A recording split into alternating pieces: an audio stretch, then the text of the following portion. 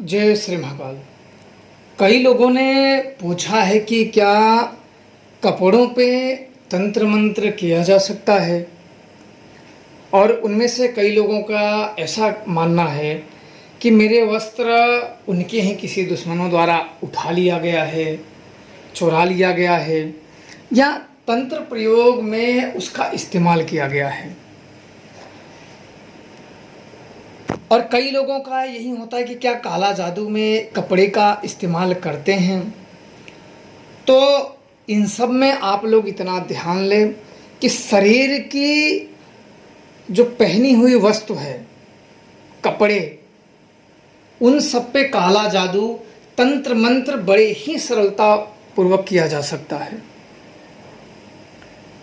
और अगर जानकार जो तंत्र प्रयोग कर रहा है,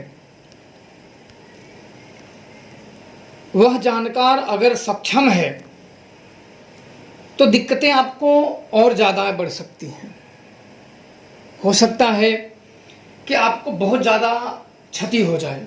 सबसे पहले ऐसे लोग क्या करते हैं, किसी न किसी माध्यम से आपके कपड़े, पहनी हुई चीज़ें ये प्राप्त करते हैं, किसी न किसी माध्यम से ये प्राप्त कर लेते हैं।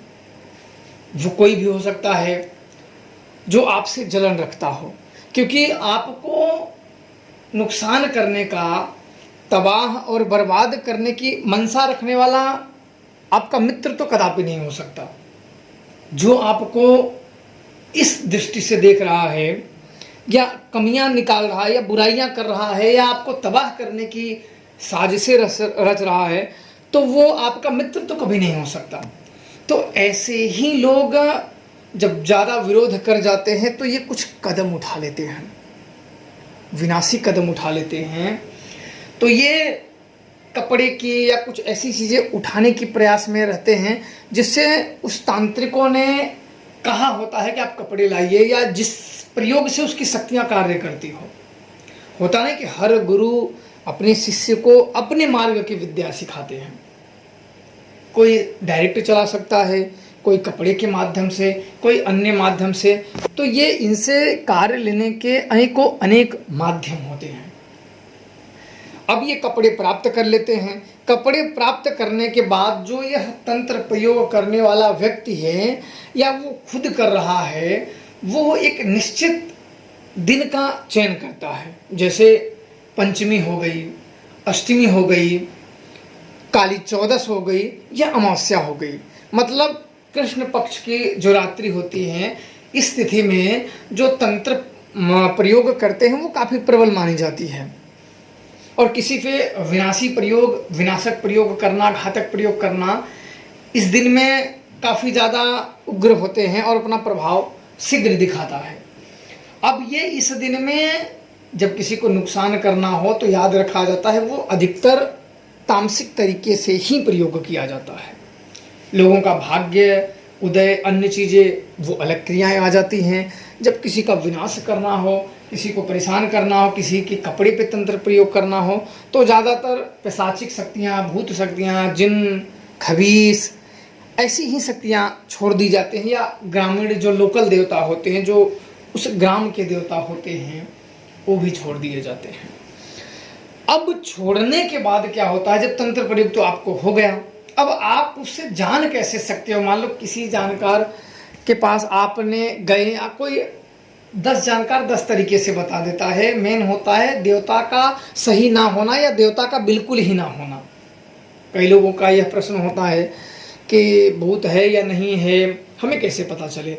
या हम तो जितने लोगों के पास जाते हैं अलग अलग बातें बताते हैं। तो देवता, देखो, आदमी झूठ बोल सकते हैं, देवता झूठ नहीं बोलते हैं। अगर उसके पास सच में देवता है तो बात एक ही होनी चाहिए। 10 रकम की बातें का मतलब देवता नहीं है। वो आदमी अपने ही मन से बता दे रहा है, उसके माइंड में जो आ रहा है। अब उससे अलावा खुद से जानना हो तो उसके क्या लक्षण दिखाई देते हैं, प्रयोग होने के बाद क्या लक्षण हमें महसूस होते हैं, जिससे हम जान सकते हैं कि हमें कुछ न कुछ हमारे ऊपर प्रयोग हुआ है, या कुछ ऐसी चीज़ें जो घट रही हैं जो भगवानी गति या नॉर्मल चीज़ें नहीं हैं। उसमें से सबसे पहली चीज़ जो होती है, आपके तबीयत में अचानक बदलाव आ जाना। बदलाव का मतलब आपको सही चीज़ें, जो आपका शरीर, जो तबीयत जो सही है उसमें अचानक उतार चढ़ाव आ जाना, खराब हो जाना, बुखार आ जाना, या तुरंत ही कोई ऐसी बीमारियों से ग्रसित हो जाना जो आपको समझ ना आए और दवा कराने के बाद वो काम ना करे। जब तक दवा आप खा के रखो, असर कर रही है, जब तक दवा का असर है, जैसे आपके शरीर के किसी भी पार्ट में, किसी भी अंग में आपको साइड में दर्द है, आपने दवा खा लिया तो वो आपको काम कर गया, दवा का असर गया, फिर वो दर्द शुरू हो गया, फिर आपने बहुत किया, डॉक्टर बदला, कई चीज़ें की, पर वो चीज़ जा नहीं रहा है। पहला कारण ये होता है। दूसरा यह होता है कि आपके जो दिमागी हालत है ना, वो काफ़ी आप डिप्रेशन में जाने लगोगे। अचानक ना एक प्रकार से माइंड में आपको खिन्नता आने लगेगी, आपके अंदर चिड़चिड़ापन आने लगेगा, आपको अच्छी बातों पे गुस्सा आने लगेगा। कोई भी व्यक्ति अच्छी बातों पे क्रोध करता नहीं, पर उसके प्रयोग के कारण जो नेगेटिव शक्तियाँ, जो पैशाचिक शक्तियाँ उसके ऊपर छोड़ी गई हैं या भेजी गई हैं या भेजाई गई हैं, उसके कारण से उसका जो माइंड है वो उसमें उथल पुथल हो जाता है। उथल पुथल का कारण वही शक्तियाँ होती हैं, वो प्रयोग होता है, उसमें चिड़चिड़ापन आ जाता है, अचानक गुस्सा आने लगता है, उसका अकेले रहने का मन करने लगता है। उसको अगर कोई 4 लोग बात करने लगे तो उसको अच्छा नहीं लगता कि अरे यार क्या चिल्ला रहे हो, दिमाग चाट रहे हो, अन्य चीज़ें, मतलब बातों को कम शब्दों में एंड करना चाहे। चिड़चिड़ापन रहना, अंदर बिल्कुल जैसे कमजोरी, अंदर आपका तबीयत भी ठीक है, कोई दिक्कत वाली बात नहीं है, कमजोरी फील होना, किसी से बात करने की इच्छा ना होना। बहुत अच्छी बात हो, अपने हो, मित्र हो, संबंधी हो, कोई भी अच्छा से अच्छा हो, अपना चाहने वाला हो, लेकिन फिर भी बात करने की उससे इच्छा ना करना, ये होता है दूसरा कारण। तीसरा जो कारण होता है कि अपने शरीरों के किसी भी अंग में सूल का चुभना, जैसे किसी ने सुई चुभा दिया हो, वहाँ बड़ा बहुत जबर पेन होना, दर्द होना, डॉक्टर को दिखाने के बाद बीमारियों का पता न चलना, और वहाँ बहुत जबर, जैसे कोई आप जानते हो ना, जैसे आप किसी भी अपने शरीर के अंग में सुइयों को चुभा दो तो कितना दर्द होता है। उसी प्रकार से जब इस सब क्रियाएं की जाती हैं तो इन क्रियाओं में भी ये सब देखा गया है।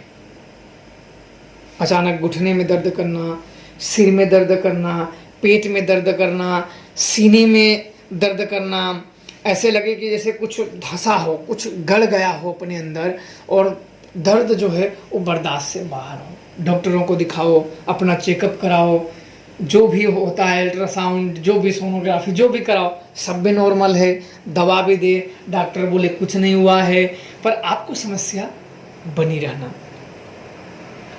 चौथा जो कारण होता है, तीसरा चौथा, कई कारण इसमें होते हैं, कुछ कारण मैं आप लोगों को गिना देता हूं जिससे आप लोगों को अंदाजा हो जाए कि आप इन सब में सशक्त हो जाओ और कुछ आप लोग कर सको। आपके अंदर शरीर से बदबू आने लगना, आप बोलो तब आपके अंदर, अब आपको भी फील लगे, और आप सारे उपाय, शरीर में जब कोई प्रेती शक्तियों का, पैशाचिक शक्तियों का प्रवेश हो जाता है तो शरीर से बदबू आना शुरू हो जाता है। जब कोई व्यक्ति आपके ऊपर पैशाचिक शक्तियों को छोड़ देता है और वो पैशाचिक शक्तियां आपके ऊपर अपना बसेरा बना लेती हैं, तो बसेरा बनाने के बाद आपके ऊपर बदबू आना आपके शरीर से शुरू हो जाता है। आपको भी फील होगा, लोगों को भी होगा, लोग कहेंगे भी आपको, कह यार कैसे नहाया नहीं है क्या, ब्रश नहीं किया है क्या, अन्य चीज़ें, आप भी अपने सब साफ सफाई करोगे, लेकिन वो जाने का नाम नहीं लेगा, और सब चीज़ें कर लो, वो जाएगा नहीं। तब तक नहीं जाएगा जब तक कि वो समस्या आपके शरीर से हटेगी नहीं। ये यही होता है। ऐसे नॉर्मली भी लोगों को होता है, लेकिन नॉर्मली अलग होता है कि आप उसका, अगर कोई बदबू आ रहा है या कुछ चीज़ें, साफ सफाई कर लो, ठीक हो जाती है, पर वो चीज़ नहीं जाती। और कामों में अगर ऐसे तंत्र प्रयोग, काला जादू या भेज दी गई हो शक्तियाँ, तो कोई आपका धंधा है, कोई काम है या कोई बिजनेस है या कुछ भी ऐसी चीज़ें हैं, उसमें अचानक आपको बिगड़ते जाना, अचानक आपको काम बिगड़ते जाना, काम खराब होते जाना, और जिस काम पे उस तंत्र प्रयोग का या उस शक्ति का टारगेट है, जिसको लक्ष्य देके चलाया गया है, वो काम बिल्कुल ध्वस्त हो जाता है, या जहाँ का है वहीं रुक जाता है, या और नीचे गिरने लगता है, या उसमें कई कठिनाइयाँ उत्पन्न होने लगती हैं, कई बाधाएं उत्पन्न होने लगती हैं।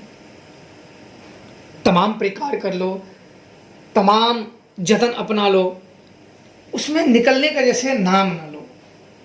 तो ये सब अगर आप लोगों को दिखे तो आप लोगों को विचार करने की बात जरूर है कि तंत्र प्रयोग या काला जादू या वस्त्र पे हो गया है, किसी ने कर दिया है, चाहे अपने जानकार हो या पराये हो, जो आपसे बैर रखता है, शत्रुता रखता है।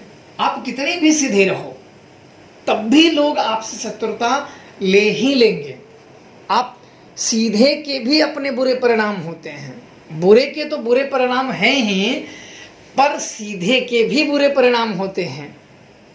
कभी कभी ऐसे देखे जाते हैं कि अधिक सीधा भी होना उनके लिए हानिकारक हो जाता है, और अपने सिधाई के कारण ही ऐसी समस्याओं को मोल ले लेते हैं, जिससे उनको भविष्य में काफ़ी नुकसान झेलना पड़ता है, और बिना अनचाहे शत्रु उनके जीवन में उत्पन्न हो जाते हैं, जो सदैव उनको नुकसान पहुंचाने का, उनका अपमान करने का, उनको बदनाम करने की फिराक में रहते हैं। दुष्ट लोगों के तो जानते हो ना, दुष्ट लोगों के स्वभाव भी दुष्ट होते हैं और उनके परामर्श भी दुष्ट होते हैं। इसलिए दुष्टों के कभी भी परामर्श नहीं लेना चाहिए। सदैव सज्जन बनो और सदैव सत्य के मार्ग पे चलो। बाकी आप लोगों को समझ में आ गया हो तो आप लोग अपने होश से करें, खुश रहें, प्रसन्न रहें। जय श्री महाकाल।